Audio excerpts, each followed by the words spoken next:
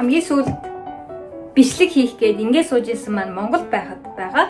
Би Монголд 2 сар болон 3 сар гээд нийтдээ 2 сарын хугацаанд Монголд байсан. Тэгээд эх орондоо байх маш гоё санагдсан.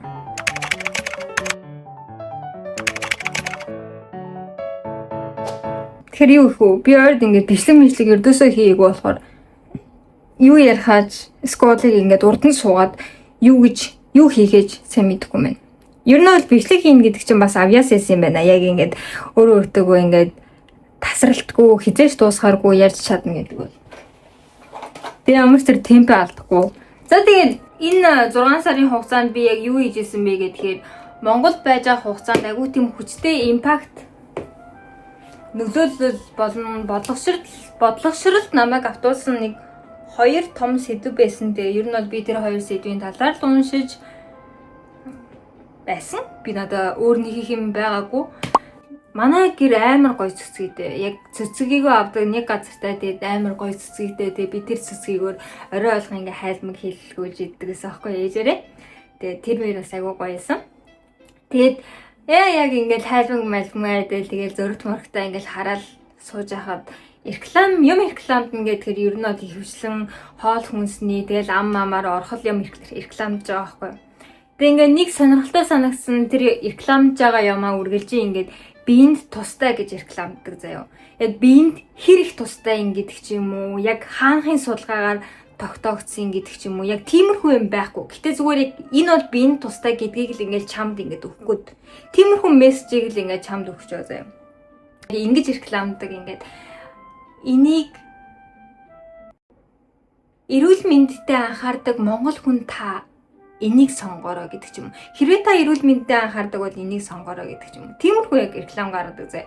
Хүн болгоно л тэгэл эрүүл мэндэд бол боломж нь байвал анхаарахыг л одоо хин ч эрүүл биш юм мэдээл тэгэл эрүүл биш амьдрал өвчин тусъя гэж шинж хүсэхгүй шүү дээ. Тэгээ угаасаа ингээл аав ээж хоёр маань ингээл яг дөнгөж 50 гарцсан байгаа хүмүүс шүү дээ. Хөвгшрэлтийн шинж тэмдэг эхлэн гэдэг юм бол яг одоо эхэлж байгаа.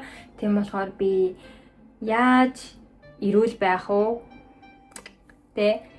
Яаж эрүүл байх уу? Тэгээ хөвгшрэлт гэдэг нь яг юу вэ? Тэгээ хөвгшрэлт гэдэг чинь бас хүнийг ингээд сэтгэл санаагаар нь ч гэсэн амар их зовниулна шүү дээ. Тийм болохоор аав ээж хоёрынхоо тэр хөвгшрэлтийн процессыг яаж тус болох вэ гэдэг талаар би бол бодоод тэгээд Японд ирснээс хойш Япон бол маш өндөр насжилттай орн шүү дээ. Тийм болохоор би нэлээд тийм их ном уншсан байгаа. Өнөөдрийн нэг барьжсэн ном аа. Өнөөдрийнх нь болохоор яг нэг иймэрхүү ном байгаа байхгүй юу? What is this? 一生寝たきりになりたくない人ねっていう本です。で、こちらの本はхэвтэрт орно гэж яддаг штэ. Хэвтэрт орохыг хүсэхгүй хүмүүст зориулсан гэсэн ном байхгүй юу. Тэгээ ингээд одоо хүн хөвгшрөөд хэвтэрт орно. Тэгээ байнгын хэвтрийн байдалтай байна гэдэг чинь заавал хин нэг ингээ хажууд нь асарч байхгүй болохгүй штэ тий. Тийм болохоор ингээд энэ бол амар хэцүү зав. Яаж хийж байгаа л энэс ингээд аюу урдчлан сэргийлэх хэвээр. Тэгээ урдчлан сэргийлж болно гэж хэлдэг лээ. Тэгээ ингээ хөвгшрөх юм бол бас хамгийн том айдснуудын нэг бол унахаас айх гэж байгаа байхгүй. Хөвгшин унах юм бол тэр чинь ясмаас нь хуурч юм бол амар хэцүү зав. Тэгээд ингээд яавал тэгж амар баланс сайтай хөвгшин болох вэ? Нуруу ингэж бүхтийх юм бол энэ толгой чи ингэж урагшаага явдаг гинэ. Тэгээ энэ толгой чи ингэ урагшаага яваад байх юм бол хүн алхахад баланс нь алдагдчихдаг.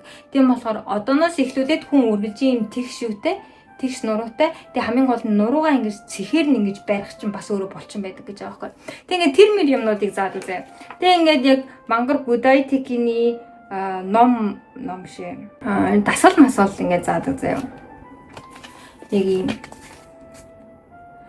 ийм энэ ингээд амархан байгаа даа маа. Энэ яг та нар энийг хараад наад чи амархан юм байна гэж бодож иж магадгүй ч гэсэн бас 60-таа би энийг ингээ хийгээ явж ийн гэдэг хэр чин it's hard also.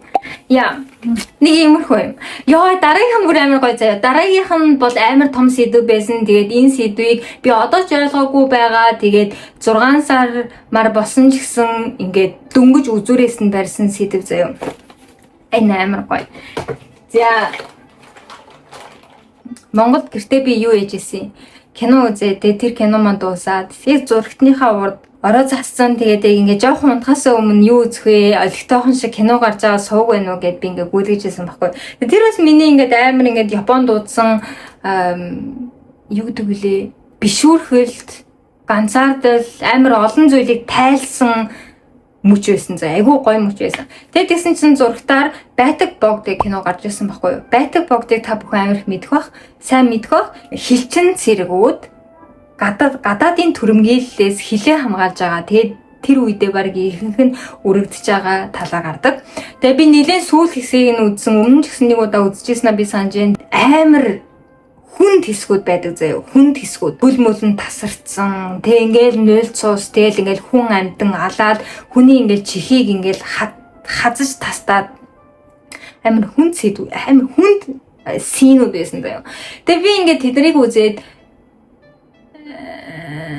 тэр кино дуусгаад хэрвээ ямар нэгэн цээжин дотор минь ямар нэгэн огшил төрсөн бол энэ огшил зөвхөн хойно явж байгаа дуунаас нь гэж би бодсон байхгүй.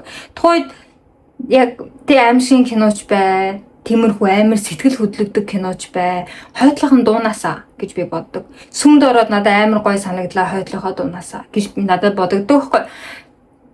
Яа, тэгээ ингээд тэгэж бодогдсны дараа ингээд эх оронч үзэл гэдэг нь би машин бүтээчлээ гэж байгаа юм шиг энд бүтээгдсэн зүйл үү? Эсвэл ингээд хүний төрөлхийн юм уу? Бид үргэлжийн эх оронч үзэлтэй байсан уу? Эсвэл биднэрт эх оронч үзэл гэж анханасаа байсан уу? Биш. Эх оронч үзэл гэдэг нь хин нэгэн хүн, хин нэгэн нам, хин нэгэн философийн зохиомл бодол уу гэж би дотроо бодсон байхгүй. Тэгээд надад нэг түүхийн багш аа айгу мундаг багш. Тэг ингээд би бицэг оронч үзэл. Өдөөс нэг 2 хүүгээр нэг хариулсан байхгүй. Францын хувьсгал гэдэг. Тэг ингээд Францын хувьсгал тэрнээсээ болоод ингээд Францын хувьсгалаас национализм гэдэг зүйл үүсэж байгаа байхгүй. Тэгээ национализм гэдэг нь болохоор одоогийн үндэстэн эсвэл төрт улс гэдэг зүйл зэ. Би болохоор ингээд одоо жишээлбэл 500 жилийн өмнөх уянга болон одоогийн уянга би одоо бүр амар их оронч үзэлтэй зэ. 500 жилийн өмнөх уянга эх оронч үзэлтэй байх уу гэдэг юм бол бараг байхгүй байхгүй. Яагаад вэ гэхээр би бараг л боол байсан зэ. Угаасаа бараг бидний ихэнд боол байсан. Тэгээд бидний толгойд ингээд хаан гэдэг зүйл нэг хүн. Тэгээд улс орон газар шороотойгоо хүмүүстэйгээ хамт ингээд бүгд хааны өмч байсан гэж би бодож ирсэн байхгүй. Би тэгээд ингээд хэрвээ би өмч юм бол надаа яаж эх оронч үзэл гэж байх юм гэж би бодод. Яа, тэгж бодсон байдیں۔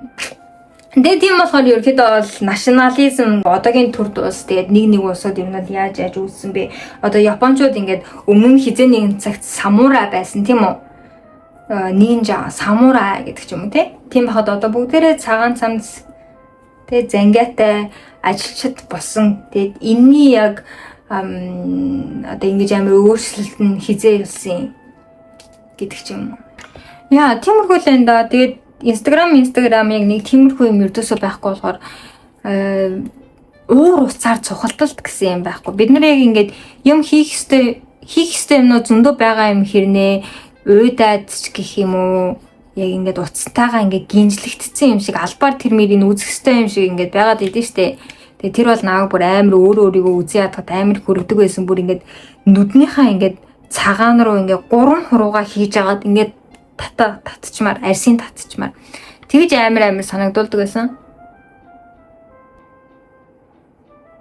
Тийшээ. Тэг ингээ хамгийн ихнийх маань нөгөө нэг эрүүл мэндийн юм штэ. Тийм болохоор би эрүүл мэндийн талаарх бүр амар их юм ингээд өөр дээрээ бас хэрэгжүүлсэн хоол унд тэгээд энэ 6 сарын дотор би уус амар завгүйсэн байхгүй. Тийм болохоор хэрхэн ядардаггүй биеийг хийх ёстой вэ? Бүтээх вэ? Тэг ингээд бид нар ингээд ядраад ингээд за одоо би ингээд үхтэл ажиллачи тэгээ тэрнийхээ дараа амралтынхаа өдрөөр амрыг гэж тэгэн штэ тий. Тэгээ тийм байхад би нэг амар ингээд гоё надад тохиолдсон амралтын өдрөө ажлынхаа ядаргааг гаргах гэж өнгөрөөмөр байгаа байхгүй. Яг шинэ юм хийгээд өөртөө дуртай юм хийж өнгөрөөмөр байгаа байхгүй. Тэгээ тэхийн тулд тэр амар ингээд тэгээ цагийн ажил хийдэг ч юм уу тийм өдрүүдээ амар тийм ядралгүйгээр хийх гэдэг шинэ асуудалтай тулгарч байгаа байхгүй. Тийм болохоор би тэр мөр юм ч гэсэн бүр амар их хүчээ зарцуулсан байгаа.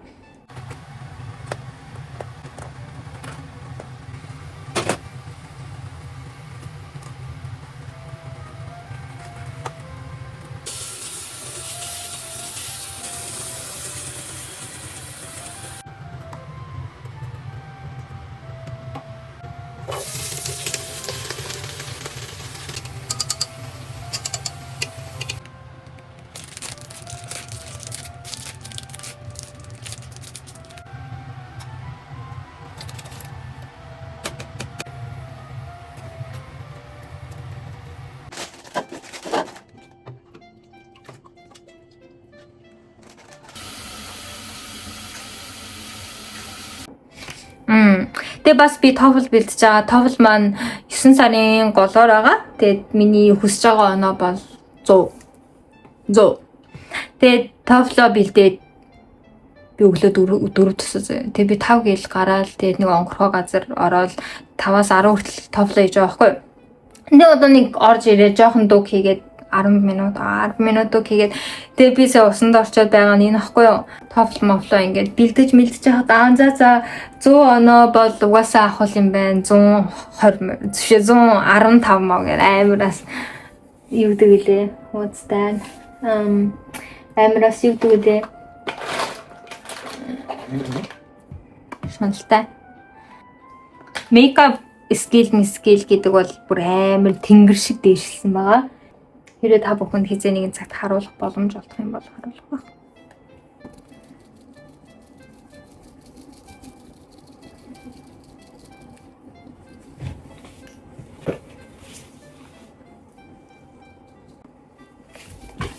Йой.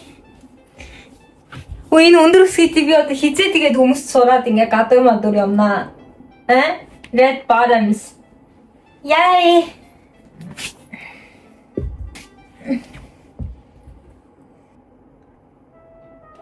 Би одоохондоо сормос хийгээгүй. Сормосоо хийгээл уралдаан неон яганаар бодчихвол юм бол тэгээд би яг Барби. Бүр яг амьдаараа яг Барби. Нилээ муу харагдаг.